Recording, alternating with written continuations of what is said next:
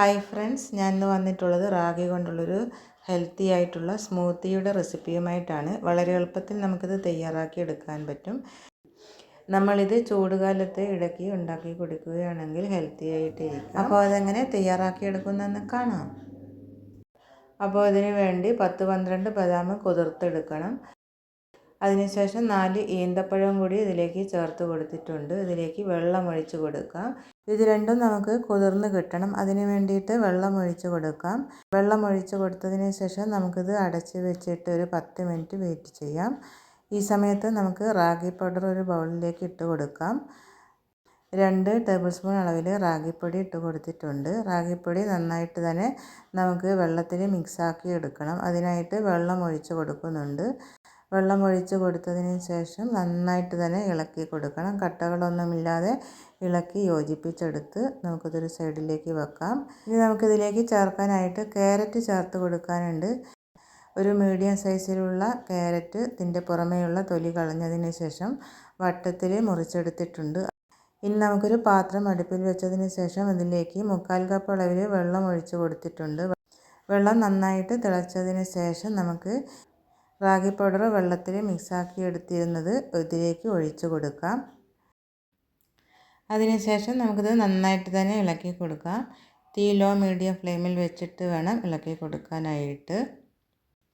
ഈ സമയത്ത് നമുക്ക് മീഡിയം സൈസിൽ അളവിലുള്ളൊരു ക്യാരറ്റ് ചെറുതായി അരിഞ്ഞതിന് ശേഷം ഇതിലേക്ക് ചേർത്ത് കൊടുക്കുകയാണ്. നന്നായിട്ട് തന്നെ ഇളക്കി കൊടുക്കാം. അപ്പോൾ നന്നായിട്ട് തന്നെ കുറുകി വന്നിട്ടുണ്ട്. ഇനി നമുക്കിതൊരു സൈഡിലേക്ക് മാറ്റി വെക്കാം. സ്റ്റൗ ഓഫ് ചെയ്യാം.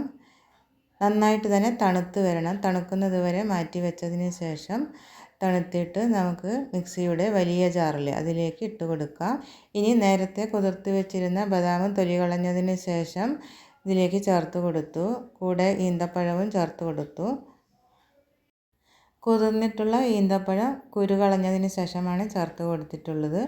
ഒരു 3 ഏലക്കായ പൊടിച്ചതിന് ശേഷം ചേർത്ത് കൊടുക്കുകയാണ്. ഇനി ഒരു ബൗളിലേക്ക് 1 ടീസ്പൂൺ അളവിൽ ചിയ സീഡ്സ് ഇട്ട് കൊടുത്തിട്ടുണ്ട്. ഇതിലേക്ക് വെള്ളം ഒഴിച്ച് കുതിർത്ത് വെക്കാം. 2 മിനിറ്റ് കൊണ്ട് തന്നെ ഇത് കുതിർന്ന് കിട്ടുന്നതാണ്.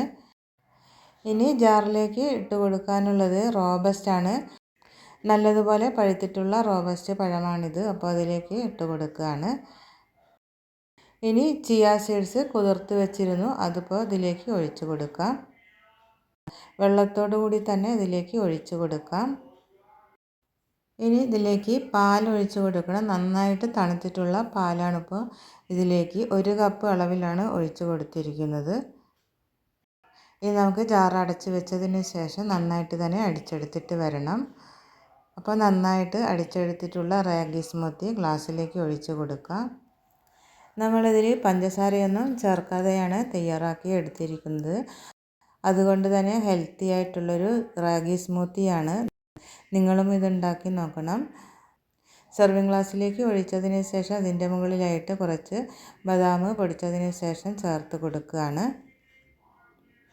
അപ്പോൾ നിങ്ങൾക്ക് റെസിപ്പി ഇഷ്ടമായെന്ന് വിചാരിക്കുന്നു. വീഡിയോ ഇഷ്ടമാവുകയാണെങ്കിൽ പ്ലീസ് ഒന്ന് ലൈക്ക് ചെയ്യണം. അതുപോലെ സബ്സ്ക്രൈബ് ചെയ്യാനും മറക്കരുത്. അടുത്ത നല്ലൊരു റെസിപ്പി വരുന്നത് വരെ ബൈ. Thanks for watching.